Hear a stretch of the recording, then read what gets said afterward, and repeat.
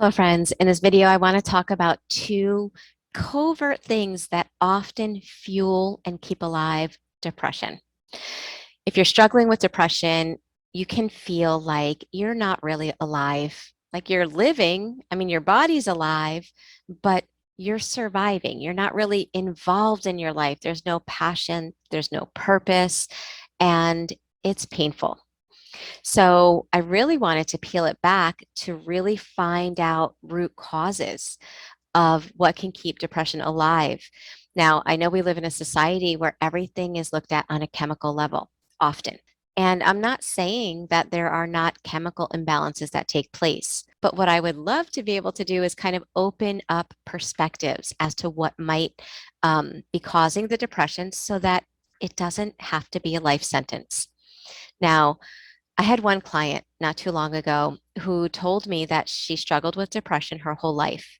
And she had seen many therapists, many doctors throughout the years, throughout the decades. And there was this underlying story that she was told. And the story was, this is how your brain is, this is how you are.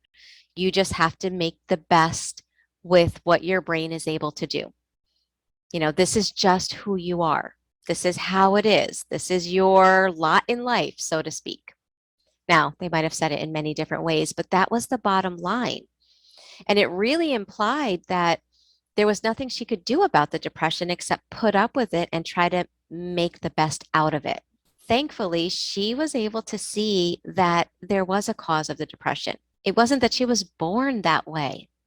She had undergone childhood trauma that set her up to have depression and to keep it alive until she was able to untangle it and realize how it was still showing up in her life and how to kind of work through those deeper causes of the depression. And I'm going to talk about two of those causes in this video. The first, hidden cause of shame. I'm going to say that it's hidden because I don't think people always put these two together and realize how one is affecting the other. But the first one is toxic shame. Toxic shame is not something you are born with. No child is born with toxic shame. It is instilled, sadly, due to childhood trauma. And the belief is, I am bad. There's something wrong with me. I'm unworthy. I'm unlovable.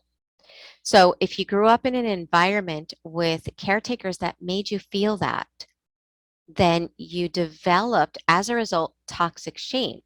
And toxic shame becomes internalized. Now, here's the thing about toxic shame. All of our emotions, in fact, everything has a vibration, right? Everything vibrates at a certain frequency. And the vibration of shame is the lowest number on the vibrational chart. And I know some people are like, Michelle, that's so hokey. How could emotions have energy? Well, think about it. Okay, just think about it for a second. Isn't it true that you can be around a person and get a good vibe from them, or somebody just gives off a bad vibe? What are you saying? That the vibration that they're putting out feels good or it feels bad? And that's what we're talking about when it comes to emotions. There's a vibrational frequency that each emotion has. And so the vibration of shame is one step above death, which means there is next to no life force energy in that person. So if you think of our bodies like a battery, which, by the way, it is very similar, it operates very similar to a battery. You can Google that and get more information. But if our battery is drained, you think about your cell phone, right? When your battery of your phone is drained, does it function the way you need it to function? Are you able to do the same things that you can when the battery is full? No. Well, it's the same thing with our body. When we have toxic shame and our vibrational energy is that low, there's just enough to be alive, which is what depression feels like, right? You're not really living, you are alive, but there's no passion, there's no purpose, there's no energy, there's no excitement, there's no striving after goals. You're just barely alive. Well, toxic shame is what keeps a person in that low vibrational energy. And toxic shame is kept alive by the negative traumatic beliefs that were instilled.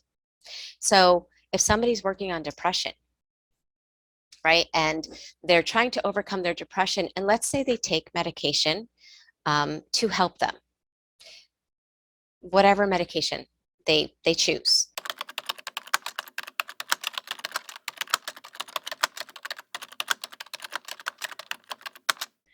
If they have those traumatic beliefs still alive and operating in their subconscious mind, then their brain is continually creating the neurochemistry that keeps those beliefs alive. So you're going to have stress hormones, you're going to have different things that are flooding your body that make it hard to feel happy, safe, and excited. Working on it on a chemical level isn't going to get to the root level that fuels everything else, which are those beliefs that fuel the chemical cocktail that keeps depression alive, and then the actions on the outside. So that's why I say peeling it back, one of those hidden causes of depression is toxic shame. The other hidden cause of depression that keeps depression alive is the fact that you may have a nervous system that has been primed, conditioned, and trained to be depressed. Okay, so for example, if you were raised in an environment where happiness was not allowed, now for some people that might be hard to understand, but for others, you know what I'm talking about. Like anytime you were happy or at peace, something bad happened. You were yelled at, you were shamed, you were made to feel like you were doing something wrong because you were just enjoying the moment or being passionate or excited about something. If every time you were in those higher energies where you were excited and passionate and it was slammed down, you were shamed, you were made to feel bad about yourself, your nervous system creates these paired associations like happiness is bad, passion bad, success bad, striving after my goals bad. Your nervous system then creates a template for you. And so anytime you start to deviate from this template that it deems is a safe template for you, because that's all your brain really cares about, your survival more than your happiness. Okay. So if in childhood you were met with all those painful emotions when you were happy and being yourself and alive and passionate, then it's like, no, that's not safe. So it gives you this template. And anytime you deviate from that and you start to want to be passionate about something, you start to want to strive after your goals, guess what your brain does without your conscious consent? It's like, oh no, that's dangerous. Let me flood Michelle with these hormones that cause anxiety and cause her to feel uncomfortable. So she stops doing that. And then she comes back here because we're safe here. We're safe, barely alive. We may not be excited and happy, but we are alive. And that's what the brain is concerned with. So now you have a nervous system that is designed to keep you stuck in depression, not because it's good for you, not because you want it, but because it learned through trauma that doing nothing, playing small, tuning yourself off, toning yourself down, not striving for anything was safe. So you can get chemicals or medicine that can help with depression, but they're not going to change your nervous system. And so that leads me to what helps? What helps overcome depression? The first thing is understanding the layers beneath the depression, all the way back to the core wounds that created whatever traumatic beliefs you have. And then it's about upgrading your subconscious beliefs. It's about retraining your nervous system, and it's about learning to create your life instead of recreating more of the past, which is what the brain will do. If you do nothing else, your brain will just keep on like a projector, projecting out more of the past into your life. So that's what's involved. And I'm ticking that off really fast. I'm not saying it's easy because it's hard. It's challenging. It's challenging to go in and come face to face with things that your own nervous system has suppressed for a long time.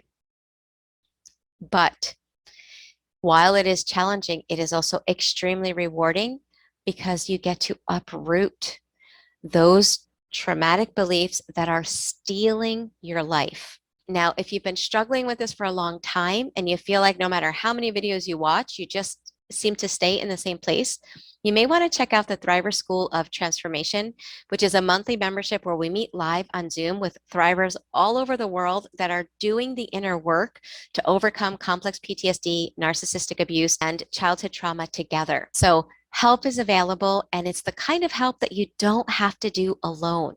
You get the consistency as well as the support of others that are doing this together with you.